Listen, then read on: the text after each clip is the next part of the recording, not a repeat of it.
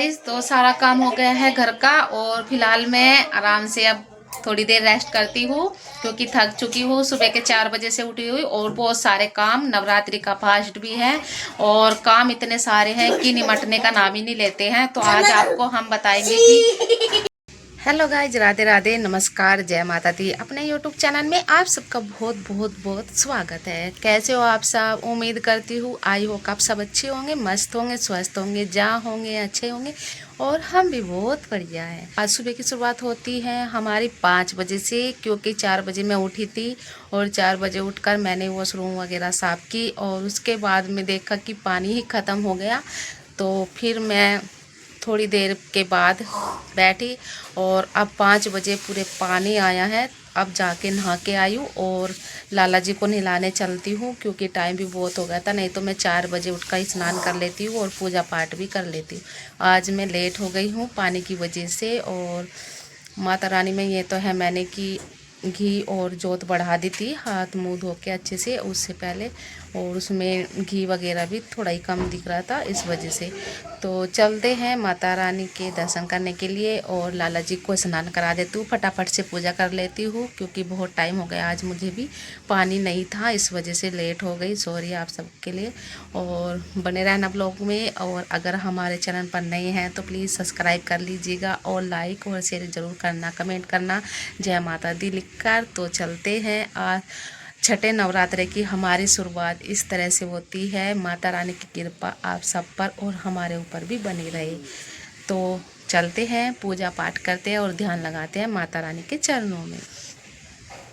So guys, मैं लाला जी को पहले स्नान करा देती हूँ दूध से और उसके बाद हम जल से स्नान कराएंगे क्योंकि हमें दूध और जल से ही स्नान कराना चाहिए, ये बहुत अच्छा होता है।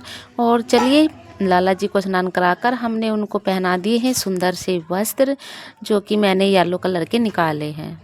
और फिर आइए हमारे मंदिर में, जहाँ पर हमने चौकी बिठाकर और माता रानी की चौकी लगाई है और अखंड जोत जलाई है। आप सब भी अखंड जोत जी के दर्शन कर लीजिए और माता रानी जी से आप अपनी मनोकामना के लिए प्रार्थना कीजिए। और उसके बाद हम यहाँ पर छोटा सा हवन करते हैं, जो कि नवरात्रों में करना बहुत ज़्यादा शुभ होता है और सभी को करना चाहिए। इसमें कपूर, लौंग, पान, सुपारी, ये सब चीज़ें यहाँ पर समर्पित करनी चाहिए। आइए गाइज, पूजा करते हैं और हमारी पूजा हो रही है संपन्न।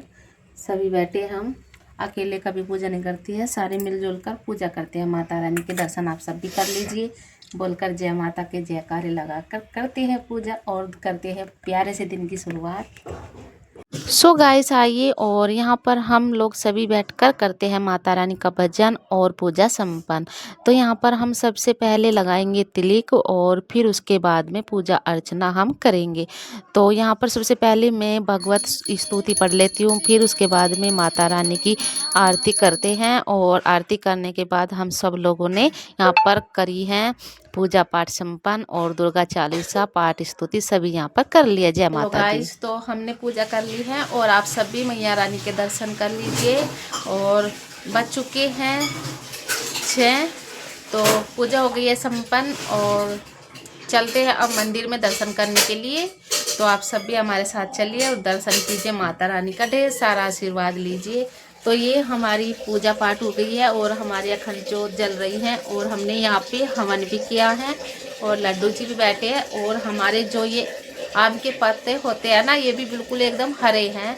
जैसे कि क्या होता है कि सूख जाते हैं, वो सूख के मतलब ऐसा होता है सूख जाते हैं, लेकिन हमारे बिल्कुल ऐसे हरे के हरे रखे, हरे भरे रखे, बिल्कुल कोई भी पत्ता इधर उधर से नहीं सूखा है, बिल्कुल हरा रखा है। माता रानी की इतनी कृपा हो रही है बहुत ज़्यादा। तो आप सब भी मैया रानी के दर्शन लीजिए और अपनी इच्छा पूर्ति, मनोकामना पूर्ति मैया रानी से आशीर्वाद लीजिए। तो छठा दिन है तो हमारी पूजा तो संपन्न हो गई। मंदिर में जाते आप सबको दर्शन कराते हैं और आप सब बने रहना प्लीज़ माता रानी की कमेंट। तो गाइस, सूर्य देवता भी निकल चुके हैं और मैं जल आके दूंगी। पहले मंदिर जाती हूँ और पूजा पाठ करके आती हूँ। तो सूर्य देवता की थोड़ी सी किरणें मुझे दिख रही है, तब तक मैं मंदिर से आऊँगी ना फूल दिखने लगेगी। तो चलते हैं मंदिर में पूजा करने के लिए। और वातावरण भी बहुत अच्छा हो रहा है, सुबह का ठंडा ठंडा माहौल हो रहा है। और हम निकल चुके हैं मंदिर के लिए पूजा करने के लिए। दोनों बहन आगे जा रही है, तो यहाँ पर आप सब भी महादेव जी के दर्शन कर लीजिए। तो अभी अभी मंदिर से आए हैं पूजा करके 10 का लग गया, सॉरी। अभी अभी आई हूँ मंदिर से पूजा करके, और भोलेनाथ जी के दर्शन भी हमने अच्छे से किए हैं। सुबह सुबह ना इतनी भीड़ नहीं रहती है, सुबह के दर्शन बहुत अच्छे रहते हैं। और जो 9-10 बजे जाते हैं ना, उस टाइम पे लेडीज दर्शन भी नहीं करने देती है। भीड़ भड़ाका इतना होता है कि कोई उसको करता है आगे पीछे, कोई उसको कर देता है। और इसलिए 2-3 दिन से जब से माता रानी का सुबह सुबह पूजा पाठ होता है ना, और बच्चों की छुट्टी पड़ रही है, इस वजह से भगवान भोलेनाथ जी के एकांत में दर्शन हो जाते हैं और भीड़ भी नहीं रहती है। सुबह सुबह दर्शन करने में बहुत आनंद मिलता है। यानी कि तो महादेव जी के चरणों में हम तो डेली जाते हैं और प्रसाद ग्रहण करते हैं और जल चढ़ाते हैं। 1 लोटा जल सारी समस्या का हल होता है। तो आप सब भी कोशिश कीजिएगा माता रानी के चरणों में और महादेव जी को 1 लोटा जल अवश्य अर्पित कर। अब चलती हूँ किचन में, 7 बज चुके हैं, देखती हूँ क्या बनाती हूँ। बच्चे लोग सो रहे हैं, सभी सो रहे हैं, हम लोग पूजा करके बस अभी अभी आए हैं। और देखो सो रहे हैं सभी बच्चे भी, और हम लोग बैठे हैं पूजा करके आए हैं। और मैं चलती हूँ किचन में, कुछ खाना वाना देख लेती हूँ, क्योंकि जो ड्यूटी वाले जाएंगे उनके लिए लंच बनाना है। और फिर आगे जो भी कार्य रहेगा हम आपको दिखाते रहेंगे। उससे पहले में हमारे साथ चलिए किचन में। और लाला जी को भी भोग में कुछ बनाना है, देखते। और मैं ना आलू की सब्जी बनाऊंगी, आलू टमाटर, और थोड़े से इसमें ना आलू बचा लूँगी बच्चों के लिए पराठे के लिए, क्योंकि बच्चों का आलू का पराठा बना दूंगी साथ में ही, और थोड़ी सी सब्जी बना दूंगी। यहाँ पर मैंने टमाटर भी काट लिए हैं सब्जी में डालने के लिए।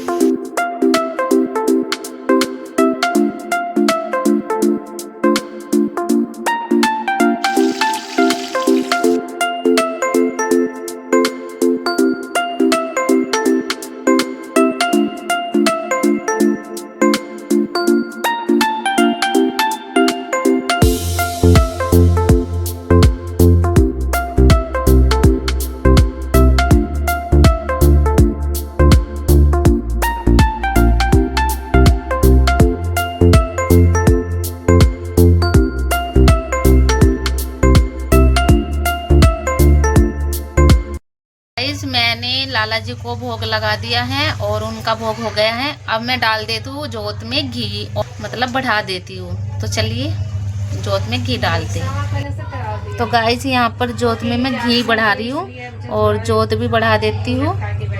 ऐसे घी डाल देते हैं हम उसमें। और कभी भी आप पूजा में अखंड जोत जलाए तो देसी घी हो और या गाय का घी हो, तभी वो शुद्ध होता है। ठीक है, लड्डू जी का नाश्ता हो गया है, भोग भी लग गया है मेरे नटखटे से लड्डू का। और ये बड़े प्यारे लग रही है, बड़ी सुंदर लग रही है। मैंने इनको आज येलो कलर के वस्त्र पहनाए हैं जो कि बहुत ही खूबसूरत है।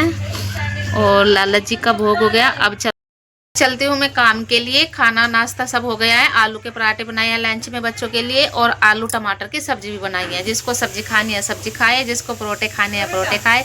और मैं लगाती हूँ अब झाड़ू, और मशीन भी लगा दी है, कपड़े धुल रहे हैं, तो सारा काम साथ में हो जाएगा। 11:30 बजे तक मेरा काम फाइनली तैयार हो जाएगा।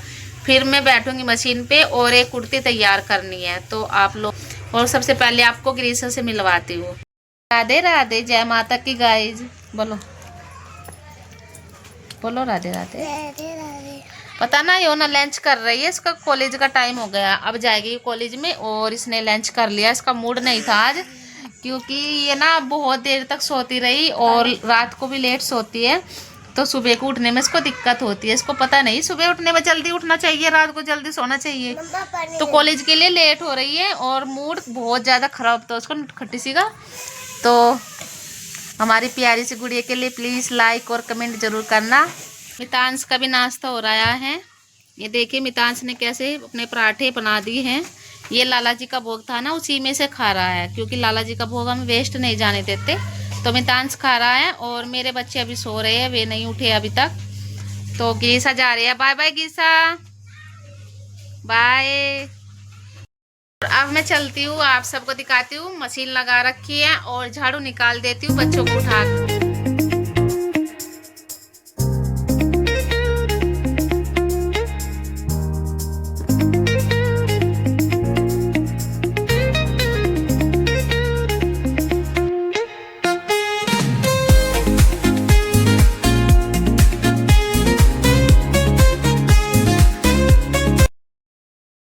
तो आइए पपीते का जूस बना रखा है, इसको पिए आप सब भी, क्योंकि फास्ट है। तो हम लोगों ने सुबह सुबह ही पपीता लेके आई थी और फिर इसका जूस बनाया है और अब ले रही हूँ। काम भी सारा हो गया है, कपड़े वपड़े तो मैंने बहुत पहले पी ली थी और फिलहाल तो जूस। तो सारा काम हो गया है घर का और फिलहाल मैं आराम से अब थोड़ी देर रेस्ट करती हूँ, क्योंकि थक चुकी हूँ। सुबह के 4 बजे से उठी हुई और बहुत सारे काम, नवरात्रि का फास्ट भी है और काम इतने सारे हैं कि निमटने का नाम ही नहीं लेते हैं। तो आज आपको हम बताएंगे कि आज हम आपको एक चीज बताने वाले हैं जो कि बहुत ज्यादा महत्वपूर्ण है और आप सबके बहुत काम आने वाली है। आप सब प्लीज ये बताना कमेंट बॉक्स में कि आपके यहाँ पर जो कलश स्थापना हुई है, आपके यहाँ पर भी आम के जो पत्ते रखे जाते हैं कलश में, वो भी ऐसे ही चमक रहे हैं या नहीं? हाँ या नहीं का जवाब आप कमेंट बॉक्स में जरूर बताइएगा। और उसके बाद में फिर हम आपको एक उपाय जरूर बताएंगे जिससे आपके कलश के पत्ते भी ऐसे चमकेंगे, हरे के हरे। जैसे कि आप जानते हैं आज है छठा नवरात्रे का छठा दिन और हमारी जो कलश स्थापना हुई थी और आज भी ऐसे के ही ऐसे हैं हमारे जो कलश में पत्ते रखे आम के, और हमारा कलश जू का जू आज भी ऐसे ही चमक रहा है। ये भी माता रानी की एक कृपा होती है, जिसका कलश एकदम ऐसा का ही ऐसा रहता है पूरे नवरात्रों में। उसमें जैसे कि काले पत्ते हो जाते हैं या सूखापन आ जाता है या सूख जाते हैं, तो हमें माता रानी संकेत देती रहती है। इस बार इतना अच्छा संकेत माता रानी ने दिया है कि अपनी चमत्कार शक्ति हमें अपने आप से दिखा दी है। और सबसे बड़ी बात यह है कि जब हमने कलश स्थापना की थी तो उसमें हमने 2 चीज अवश्य डाली थी, और वो 2 चीज क्या है आपको सिर्फ कमेंट करके हमें पहले बताना, बाद में बताएंगे। पहले आप कमेंट करना है कि आपको वो खास 2 उपाय जानने हैं या नहीं जानने हैं। ये आपके ऊपर निर्भर करता है, डिपेंड करता है कि आपको वे 2 उपाय जानने हैं या नहीं जानने हैं। तो प्लीज़ कमेंट जरूर कीजिएगा आपको उपाय जानने के लिए। और यहाँ पर हमने माता रानी की चौकी बिछाई है, बहुत ही विधि विधान से हमने माता रानी की चौकी लगाई थी। आप सब ने देखा होगा मेरे ब्लॉग में, जैसे मैंने आप सबको पहले फर्स्ट वाले ब्लॉग में नवरात्रि के दिन दिखाया है। और ये सब चीज़ें मैंने इसलिए की थी कि अगर कोई नहीं जानता है तो उसको भी पता होना चाहिए कैसे माता रानी की चौकी स्थापित करनी चाहिए, उसको कैसे स्वच्छ बनाकर चौकी बैठानी चाहिए, माता रानी को कैसे यहाँ पर स्थापित करना चाहिए। ये सब चीज़ें मैंने अपने फर्स्ट ब्लॉग में आपको दिखाया है और बताया भी है। तो प्लीज़ यहाँ पर आप सब जानने के लिए 2 उपाय प्लीज़ कमेंट करना और कमेंट बॉक्स में ज़रूर बताइएगा कि आपको क्या पूछना है और क्या नहीं। अगर समझ में आता है तो प्लीज़ कमेंट कीजिएगा। और हमारी जो अखंड ज्योत है यहाँ पर जल रही है, उनका भी बहुत ही सुंदर फ्लावर बना हुआ है। जैसे कि आप जानते हैं एक गुड़हल का फूल जैसा होता है इनका फूल, उससे माता रानी प्रसन्न होती है और हमें यानी कि अपना एहसास होने का वो दिखाती है कि हाँ माता रानी वाकई में हमारे घर में आई हैं या नहीं आई है। तो हमें उनका यह भाव होता रहता है इन चीज़ों से, और माता रानी का आगमन रहता है उन चीज़ों से। तो यहाँ पर माता रानी हमारी विस्थापित है, विराजमान है, और हमारी कलश है जो बिल्कुल जू के जू है, एकदम भी सूखापन नहीं है, बहुत सुंदर लग रहे हैं। छठा नवरात्रे हैं आज और इतनी चमत्कार माता रानी ने अपना दिखाया है। तो आज के हमारे ब्लॉग में सिर्फ इतना ही। अगर आप जानना चाहते हैं तो प्लीज़ कमेंट कर सकते हैं और मैं आपको ज़रूर बताऊंगी जब आप कभी भी नवरात्रों में कलश स्थापना करें, कैसे कैसे चौकी बिठानी है, कैसे कलश स्थापना करनी है। तो आपके ऊपर डिपेंड करता है कि आपको जानना है या नहीं जानना है। तो प्लीज़ कमेंट कीजिएगा और माता रानी के दर्शन कीजिए अच्छे से। और हम जाएंगे साकुम्बर, तो वहाँ पर भी आप सबको दर्शन कराएंगे माता रानी के, जितना हमारे से हो सकता है। तो हमारे आज के ब्लॉग में सिर्फ इतना ही, और बने रहने के लिए प्लीज़ सबसे पहले अगर नए हैं चैनल पर तो सब्सक्राइब कीजिएगा, ताकि आप सब तक हमारी नई नई तरह की वीडियो पहुँच सके और माता रानी के दर्शन हो सके। तो फ्रेंड्स आज के ब्लॉग में सिर्फ इतना ही, और मिलते हैं नई सुबह नए ब्लॉग के साथ में। तब तक हमको दीजिए इजाज़त और आप सबको राधे राधे, जय माता की। खुश रहिए, हैप्पी रहिए, ऐसे ही मुस्कुराते रहिए, मिलते रहेंगे। बाय बाय दोस्तों, राधे राधे।